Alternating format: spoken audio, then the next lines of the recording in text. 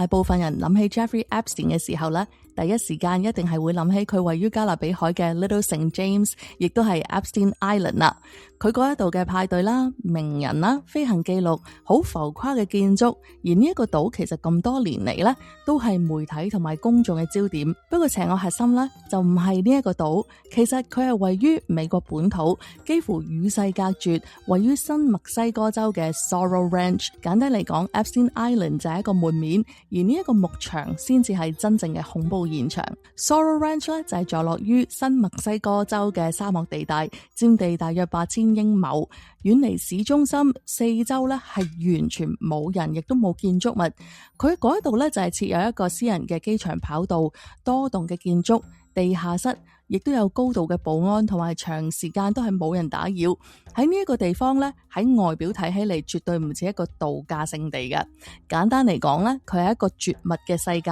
喺嗰度嘅女仔就話呢一個牧場做啲乜嘢都唔會有警察拉㗎。有啲曾經到訪又或者工作嘅人咧，就話呢一個牧場入邊豪華住宿區係有，但係同時間咧都有醫療室同埋地下室，仲有大量嘅監控設施。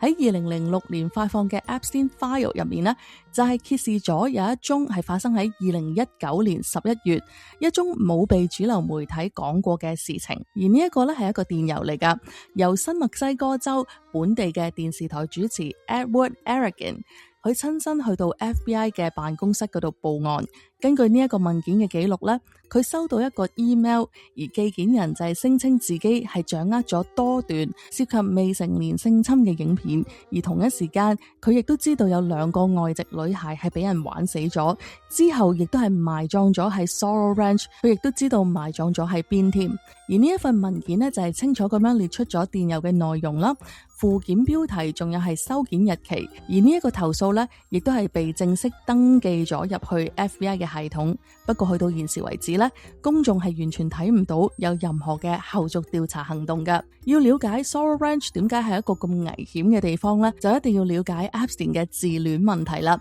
Jeffrey Epstein 呢係冇受過高等教育，同佢交過手嘅人呢都話佢得個樣，冇能力係做實事㗎。Epstein 係高中輟學，極度渴望去同一啲學者啦、科學家同埋成功人士去到做朋友，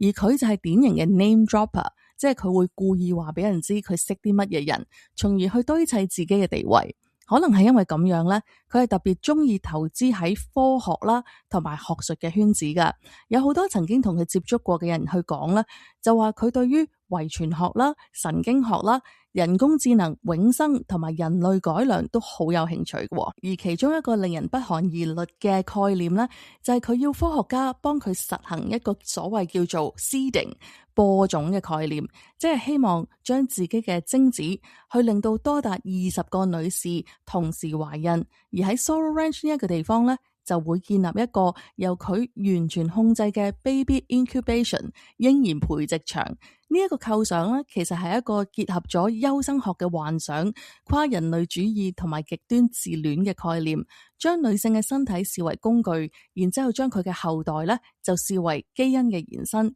其實喺現實世界 Elon Musk 同埋 Telegram 嘅創辦人 Pavel Durov 都係有類似嘅想法，但係佢哋就冇去到咁極端嘅。除咗呢一套思維之外咧， Jeffrey Epstein 對於 cryonic 冷凍保存技術都係極度迷戀。cryonic 咧就係主張喺死咗之後將人體同埋大腦冷藏保存，等到未來科技可以實行到嘅時候，佢哋就可以翻生。而呢一個概念本身喺醫學界咧就認為係 pseudoscience， 即係偽科學。但係對於 Epstein 嚟講咧，佢就係視為係一種延續自我存在嘅研究路向啦。有好多同佢交談過嘅科學家都提到啦，佢曾經係認真咁樣希望可以冷凍保存自己個頭同埋生殖器官嘅。呢一個 Zorro Ranch 同埋 Epstein Island 最唔同嘅地方咧，就係呢一個牧場根本係冇乜人有機會去噶。有好多員工啦、證人啦同埋受害人嘅證詞咧，就話英國前 Prince Andrew 曾經喺2001年到訪呢一個牧場，大約係停留咗3日。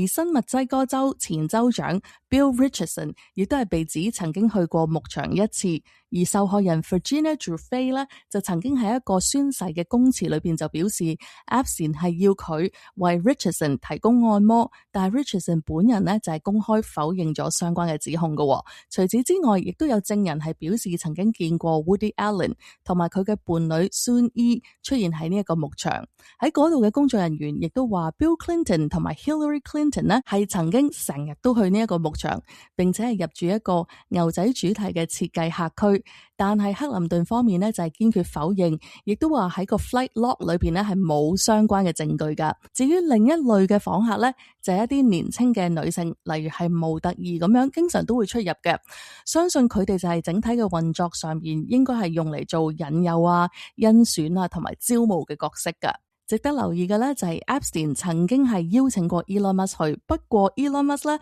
就喺個電郵裏邊拒絕咗噶。根據多名受害者形容咧 Sorrel Ranch 係 Jeffrey Epstein 嘅一個實驗場嚟噶。南非模特兒 Juliette Bryan 佢就指出自己喺呢一個牧場嘅地下室裏邊醒咗嘅時候，全身赤裸，喐唔到，而身邊呢係有好多着住防護裝備嘅人向佢打針。佢形容嗰一個地方呢好似一個實驗室，裏面嘅醫生同埋科學家有好多，整個地方係嚴密監控噶。佢唔知道究竟嗰一啲人幫佢注射咗啲乜嘢。但係之後佢係曾經試過有10次因為 panic attack 入醫院嘅。睇佢嘅訪問，其實你都會發現佢嘅精神狀態咧係同一般人唔一樣噶。I woke up in a laboratory there one night.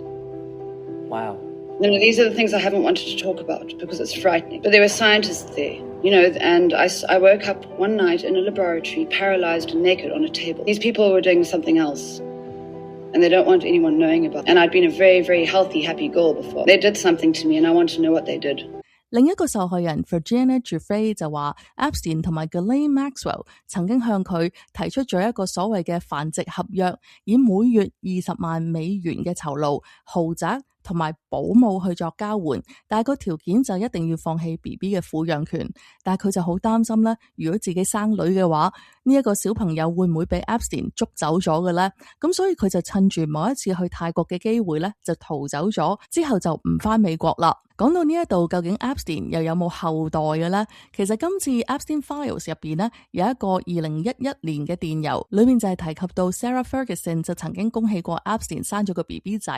另一個咧就係一個受害人嘅日記，佢就話2002年嘅時候，當時佢16、17歲，俾 Epstein 搞大咗個肚，生咗個女，但係呢一個 BB 咧出咗世之後就即刻俾 Ghislaine Maxwell 搶走咗啦。另外亦都有超過100至到130人係聲稱係 Epstein 嘅後代，想分佢嘅遺產，仲有一個網站係叫做 EpsteinHires.com 去到做 DNA 測試添㗎。不過最近一次訪問裏邊 Epstein 嘅兄弟就話 Epstein 係冇小朋友，大家信唔信呢？除咗呢一個實驗嘅構想之外咧 Sorrel Ranch 亦都係同樣係一個用嚟做引誘、招募同埋虐待年輕女性嘅場地嚟㗎。受害人 Maria Farmer 嘅宣誓供詞裏邊亦都係指出佢同妹妹 Annie Farmer 喺15歲嘅時候就係被帶咗去呢一個牧場，喺個按摩床上面受到性侵。另外一個化名 Priscilla 嘅民事訴訟裏邊亦都係描述咧，佢喺多年嚟都係被逼喺呢一個牧場裏邊當性奴。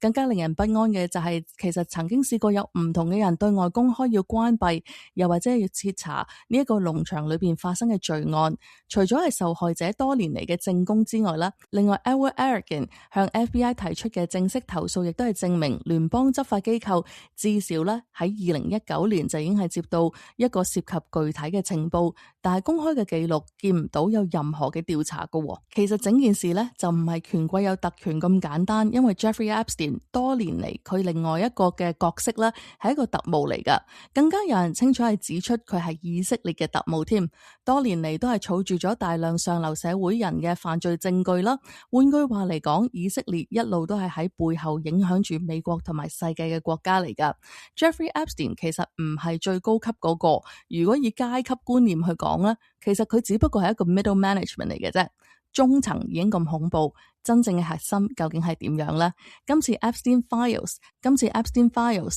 其實仲有300幾萬頁係未公開㗎，究竟仲有幾多我哋係未知嘅呢？多謝收聽一站嘅分享，如果你都鍾意我嘅 podcast，請 like、share 同埋 subscribe。我係 Fiona，下次再見。